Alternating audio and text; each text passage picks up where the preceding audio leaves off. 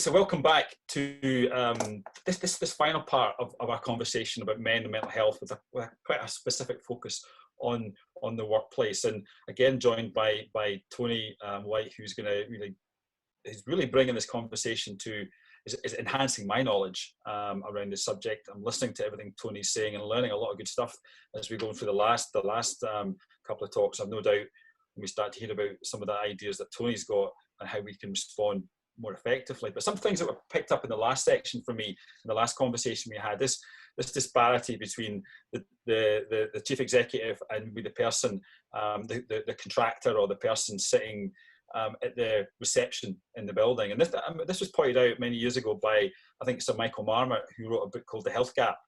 And he talked about experiments where they started to look at life expectancy of the security person on the ground floor as compared to the chief executive on the top floor. And that really, I think that you brought that into the conversation, and how this needs to be from the top to the bottom to the top. We need to be equipping people at all levels, not just for the short term. It's something I come across a lot in my work, is just short-termism. Let's get that person in to do a bit of work. We're going to raise awareness, but that's it. So I think for this section, what I want us to look at is, how do we respond? How do we take this long-term approach? We've talked about why this is important. This is costing society lives. Let's start with lives. But it's also costing businesses and organizations productivity. So it's impacting. If we get this right for the long term, then surely we're going to have businesses here for the long term as well. And that's important. So Toni, just to get us back on the conversation, how do we respond? How do employers respond to these issues? Ideally, we get better at listening and knowing how to respond. Less than 50% of men in the workplace are asked how they are, and less than 60%, of managers feel comfortable talking about mental health. If you've got that if you've got those two statistics in a male-dominated workplace, you're screwed. So it's about getting those managers and leaders comfortable with the uncomfortable conversations, and really getting them to hear their employees and knowing how to respond. So the classic, so my work is all based on vulnerability, which sounds really opposite to men, because we think of men as stoic and strong, and I often talk about the barriers of masculinity, and as a woman that often puts men off, until I explain that there's lots of positives about masculinity, lots and lots of positives, but there are harmful aspects of it. So society, we tell you to be strong, to man up, to be the provider. And actually there's an incredible report last year or the year before by Harry's, the razor company, and they did the masculinity report and found that work was the single biggest determinant factor in men's mental health, both negative and positive. So it's absolutely vital that we get into workplaces, particularly male dominated, and we start teaching those managers and leaders how to proactively engage, and not just say, oh, well, the classic in policing is, if you don't have a drug squad, you don't have a drug problem. So, if I set up a service or an initiative and nobody comes to it, then everybody's fine. But actually what you find, and this happens in both public and private sector, is that a lot of people that run wellbeing initiatives or are leaders in it are some of the most disingenuous and duplicitous people that organisation and company has. So therefore, any money that company or organisation puts into that initiative is just, they're hemorrhaging funds because people won't engage. So it's about getting the right people to be leading it, the right people to be consulting on those cultural changes, but teaching those managers, which predominantly will be men, regardless of the sector, because there's still a huge gender gap in many sectors and workplaces. It's about saying, okay, let's have a conversation and build on that. And the classic that I always use, and I talk about vulnerability and saying that you know, because in emergency services, everybody loves the word resilience. And as far as I'm concerned, resilience is just a stamp on bullshit bingo. You can't be resilient in austerity. It's just impossible. And all you do by telling your employee, or, you know, telling a police officer to be more resilient, is you're absolving yourself of the moral responsibility to help them, because you're basically blaming them for not being strong enough. And so vulnerability for men is absolutely key. And it happens all the time, and it gets lost in humour, you know, because men, you use banter. And if you don't understand the lexicology of banter and you read body language, then it goes over your head. But the classic example, which I always talk about, is if, you know, you've got two guys and they're walking down the street towards each other, you haven't seen each other in months, and he'll be like, oh, you know, Graham, good to see you, how you doing? And he'll say, oh, I've had a few shit months, but I'm doing good now. And you might say, oh, I'm sorry to hear, glad you're okay now. Yeah, should we go for a pint soon? Yeah, catch up soon. And then you're off, and that's it. And what I always say is, come back, because he's just given you his vulnerability. Whether he realizes or not, he's just told you that he's had a few shit months. So ask him and say, I'm really sorry you had a few shit months. What's been going on? And he might not say it. And you go, are you sure? Like, tell me what's going on. Let's go for a pint to talk about it. And he might very well be legitimately fine, and he's passed difficult months. But subconsciously, he's just given you his vulnerability, and he's testing you. He's testing you to go, okay, so tell me about that. And I have that all the time. And I had it recently with an inspector who I was texting him, and I said, you know, I'm here, whether you want to company on the phone just to talk about difficult stuff, or you want to chat shit. And he just went, I'm an expert in chatting shit. And I turned around and said, okay, well, deflective humour aside, I'm here for the dark and twisty stuff. And he just went, thank you, I really mean that. And that is it. That's 4 text messages, and I've just reminded him I'm here for him. And he does talk to me about the dark and twisty stuff. But so men do it. Men give you that vulnerability. But if we're not teaching society and leaders to capture that and go, hang on, go back, rewind, let's talk about that, because, you know, we're British, and British culture even, you know, that stiff upper lip, that is a huge factor as well. But if you pay attention, and that's why I say, why I get so angry with this men don't talk narrative, because they do. Men talk all the time. It's just the fact that you don't know how to listen and understand it. Yeah, I think you made an interesting point there about banter and culture. You know, we're often told that banter is bad, and lad culture is bad. Yeah, you know what? There are elements of banter that are bad. Mm-hmm. Totally get that. And lad culture can be toxic. It can be poisonous for men. But you know what? If banter and lad culture gets men talking about how they're feeling, I'm all for it. Yeah. I mean, you need to be careful that we don't sort of demonize this word banter or this word lad. If we as long as to take us on to the next a good conversation about culture. You've talked about leadership. You know, a lot of men in leadership. You know, I think the biggest tool that any one of us have as a leader is our presence. Mm-hmm. It's our use of self. My wife's a social worker, and she talks about use of self, bringing our whole self to the place of work. And if you're an empathetic person, if you're a compassionate person, open person, vulnerable person, you know, in policing, we talk about I think it's a phrase, every contact leaves a trace. Yeah. You know, it's a detective principle from France, Locat's principle, yeah. And it talks about if you leave fingerprints, if you touch something, you leave a fingerprint, DNA, you're leaving a trace. It's a basic principle of detection. And I think the same is for yourself. If you're an honest, authentic, compassionate individual, and you use that in these spaces, then any one of us can be a mental health doctor. Yeah. By just reaching out, by identifying these cues. And I think it's important that, for me, that organizations just get to the basics. You know, you're right, this is about culture, organizational culture. And for me, I think a lot of organizations see their culture as the fancy strapline. Mm-hmm. It's the fancy strapline on the front of the building, or in the neon lights in the hallway. Culture is something that you work at. Yeah. And it takes effort. It takes effort to develop that culture, and it isn't going to be delivered by some academic coming in and doing an hour's input on mental health. it requires to be led. You know, what you promote, you permit, and I think that's really important for me.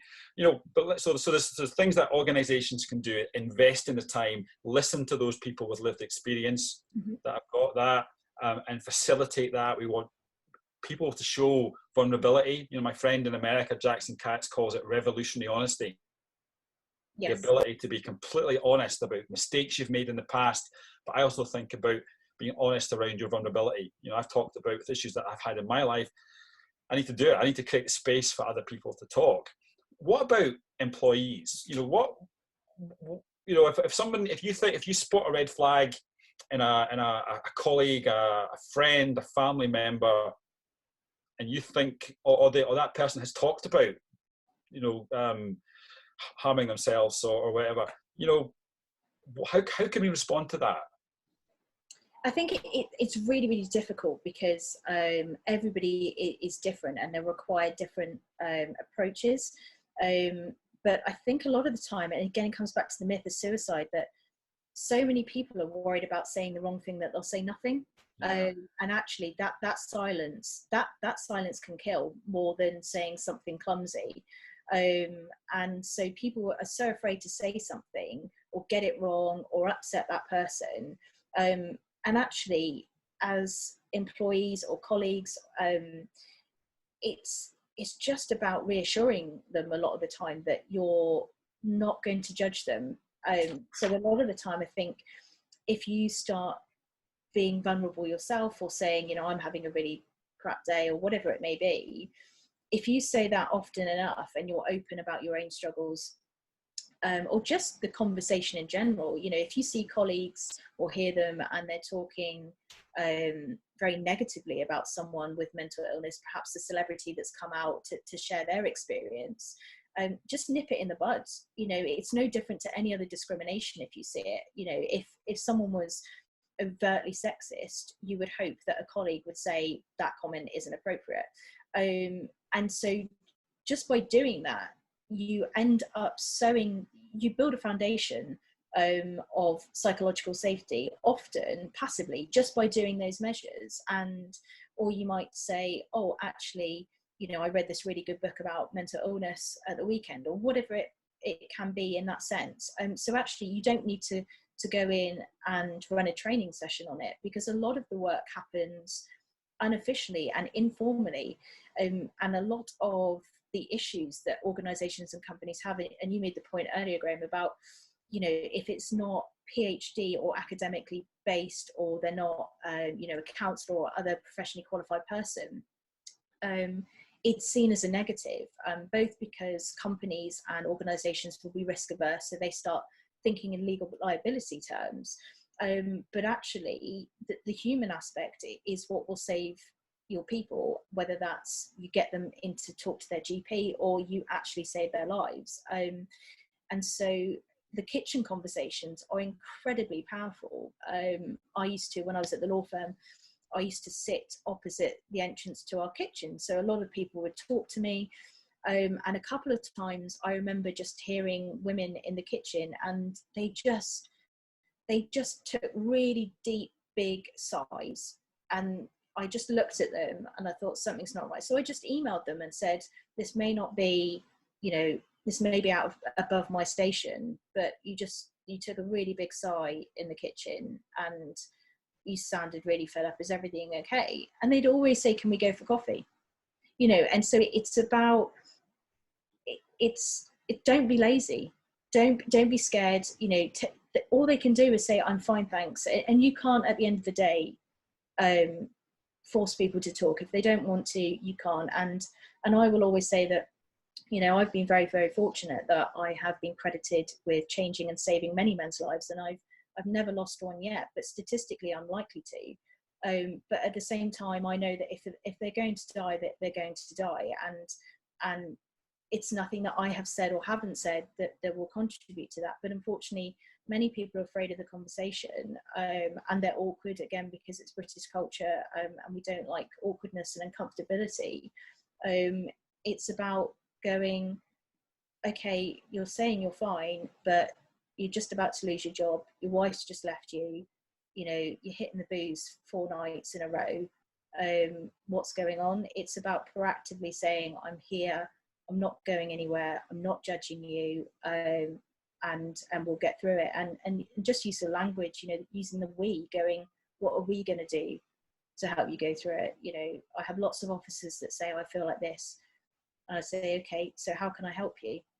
What are we going to do to get you through these difficult days that you've got coming up because it's a difficult anniversary?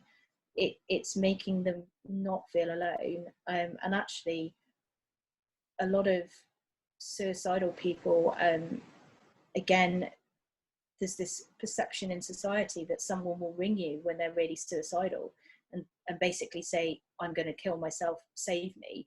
And that's absolutely the minority. You'll actually find that suicidal behavior it's a very quiet withdrawal from socialization. It's mistakes at work. It's brain fog where they just don't seem right. It's that gradual withdrawal, mentally, emotionally, and physically from the world. So actually, a lot of the deaths, a lot of the suicides, I call them silent suicides, because it's not someone ringing you or texting you saying, you know, tell my wife I love her. It's none of that. It's 1 minute they're here and the next they're not.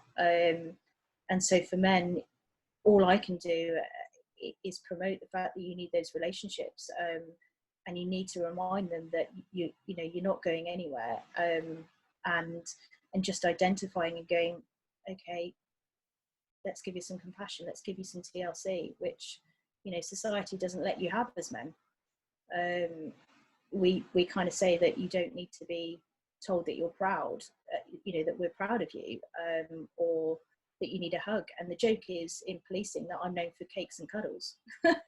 I think you've really hit home there, that with that withdrawal, and that really hit home about my experience with my father, because that's what happened. It was just 1 minute here, 1 minute he was gone, and it's the learning that I've done over the years that has started to understand that, and you've just articulated that in a couple of minutes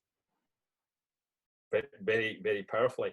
And I think one thing I'd say to anybody watching this, the one thing we can all do is do the knowledge on this stuff. You know, learn more about what's going on. This is a serious issue in society.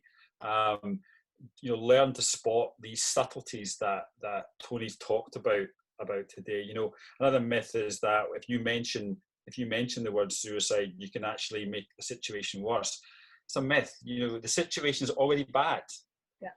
And you know, you can't make a bad situation any worse. If you've got a red flag and you think something could happen, do something. Don't wait. And I often think about the Channel 4 program Stranger on a Bridge by Johnny Benjamin. And Johnny Benjamin made this program about his experiences of mental illness, going to a bridge in London, standing on the edge of this bridge, and he was going to kill himself that day. He was going to take his own life. That was his plan. I've met Johnny a couple of times. Very powerful speaker, a beautiful human being who talks openly about his issues.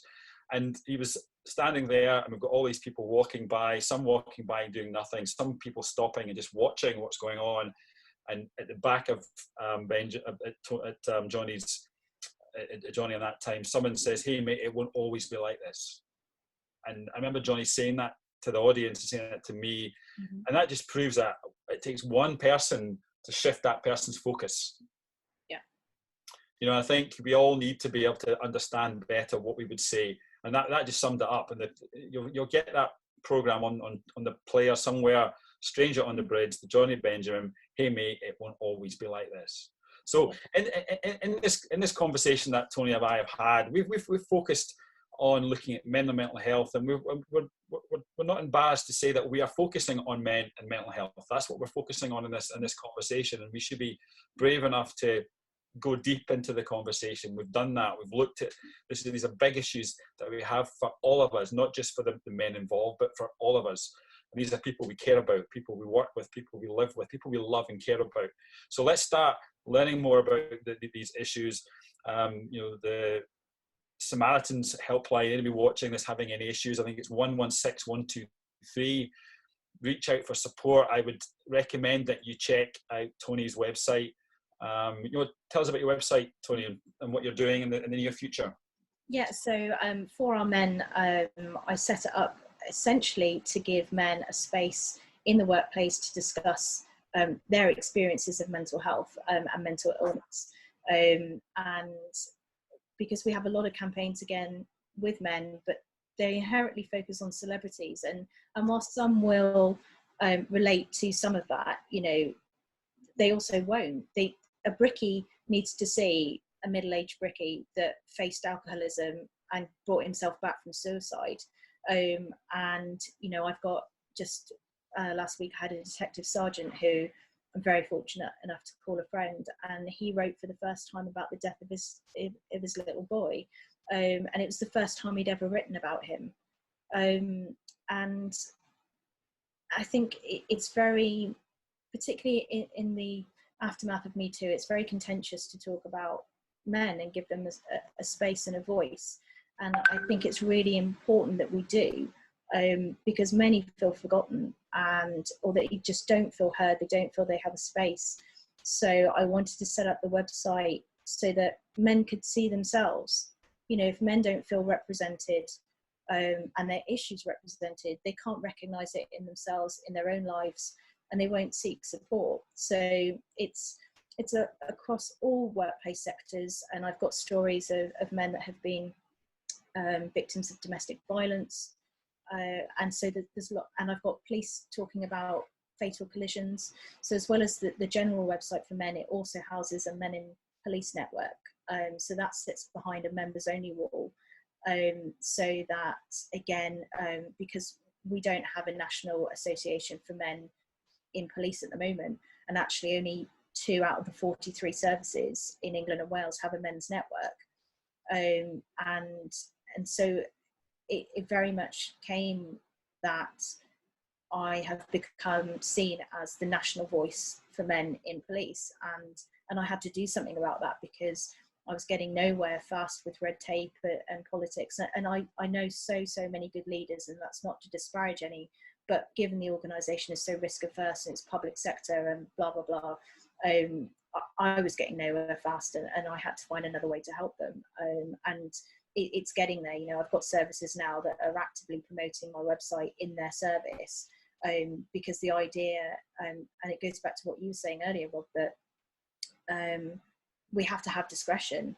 So whilst some may go physically to an office or to a person and say, I've got problems I need help with, actually, if you do it discreetly, you can really help them. And so it is about saying, okay, these are men's issues, and so they can see themselves and know that they're not alone, and that, as you said, things can get better. And a lot of the time, I think in society we say, it's a real, I hate the phrase, but they say suicide is a temporary, a permanent solution to a temporary problem.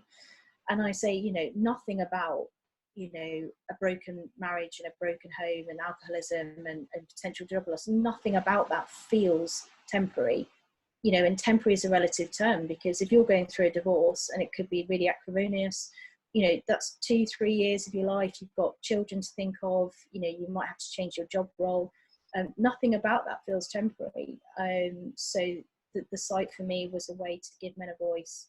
And there'll be lots coming up, lots of written stories, videos, podcasts, and I'm due to start running webinars for men's mental health in the workplace, to try and really get that message across to the front line, whether they are a police officer or whether they're somebody working in a supermarket, because we're still at that point where organisations and companies aren't prepared to talk about mental health and mental illness in realistic and honest terms.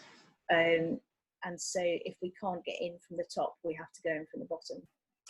Toni, thank you for that, and thank you for the work that you do, and thank you for creating space for men like me and other men to talk about, and thank you for your leadership on these issues. It's so important, and I look forward to working with you and collaborating with you in the future on these issues, and supporting the great work that you're doing. So just to bring that to a conclusion, thank you for taking the time to watch these 3 talks on, yeah, a big issue, very personal to a lot of people probably listening to this.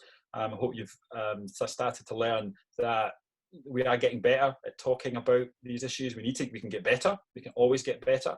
And I just hope that you've taken something from these series of talks. So thank you for listening.